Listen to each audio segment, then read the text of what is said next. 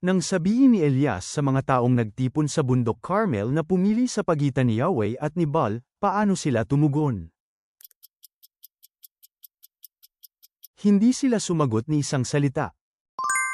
Saan naroon si Jeroboam nang mabalitaan niya na umupo na si Rehoboam sa trono at saka siya bumalik?